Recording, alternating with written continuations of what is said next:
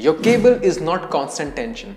I'll tell you why। जब भी आप कोई एक्सरसाइज करते हैं, लेट्स से हम बाइसेप कर्ल्स की बात कर लेते हैं, वहाँ पे हमेशा एक आर्क शेप बनता है। अगर मैं बाइसेप्स कर रहा हूँ तो अगर आप मेरा मोशन देखेंगे डंबल के साथ, एक आर्क शेप बन रहा है। तो आप किसी भी पॉइंट पे देखेंगे मैं एक डिफरेंट डायरेक्शन में अपना फोर्स लगा रहा हूँगा।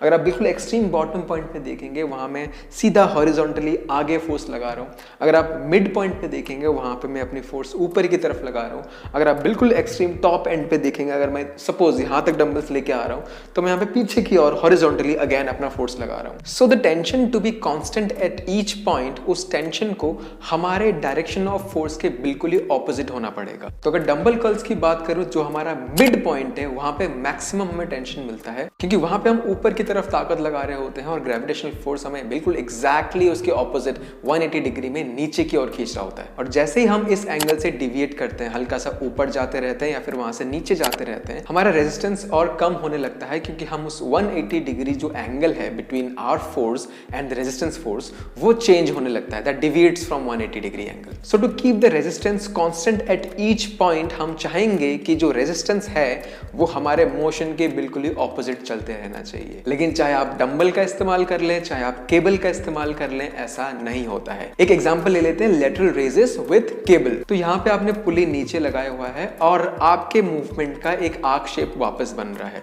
तो देयर इज अ पॉइंट, जो कि ये पॉइंट है जहां पे आपके फोर्स के बिल्कुल ही अगेंस्ट में केबल है। वहीं अगर आप एक्सट्रीम बॉटम पॉइंट पे देखेंगे, there is some angle other than 180 degree. वहीं एक्सट्रीम टॉप पे देखेंगे, there is some angle other than 180 degree. यानी एक्सट्रीम टॉप पे मुझे इतना कम एंगल मिल रहा है कि जो ऊपर वाला मोशन है मेरे लिए बहुत ज्यादा ईजी है। सो केबल से कहां आपको कांस्टेंट टेंशन मिला, हर पॉइंट पे आप देखेंगे कि अलग अलग टेंशन है। So what I am saying कि there is no constant tension at each point, but you get constantly the tension at each point. So constantly हर पॉइंट पे टेंशन मिलना इज सुपीरियर, ऐसा किसने कहा? As far as training for hypertrophy या फिर muscle building is concerned, आपको ये ध्यान रखना है कि आपके रेंज ऑफ मोशन के जो हर पॉइंट्स होते हैं, आपको उनको चैलेंज करना है।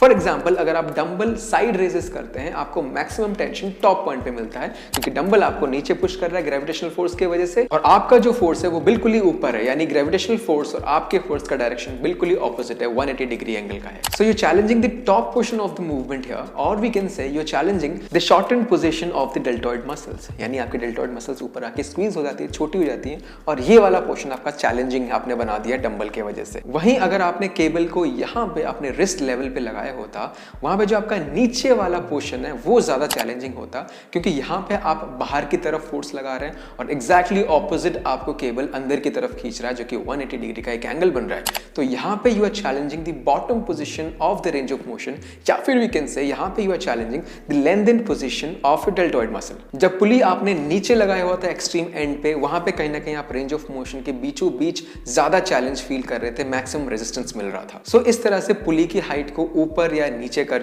या फिर डंबल लेकर आप उस पूरे रेंज ऑफ मोशन के अलग अलग पॉइंट को टारगेट या फिर ओवरलोड कर पाते हैं। सो ये सारी वेरिएशंस होती हैं, दैट डजंट मीन कोई एक दूसरे से सुपीरियर होता है। अगर आपका लॉजिक फिट किया जाए तो ऐसी एक्सरसाइजेस में डंबल अगर कांस्टेंट टेंशन नहीं देती है तो डंबल बाइसेप कर्ल्स की एक्सरसाइज भी आपको नहीं करनी चाहिए। इवन आपको स्क्वाट्स भी फिर नहीं करना चाहिए, क्योंकि आप अगर extreme top portion of the range देखेंगे, वहां पे नियरली जीरो टेंशन होता है, आप आराम से खड़े रह सकते हैं वेट्स को लेकर।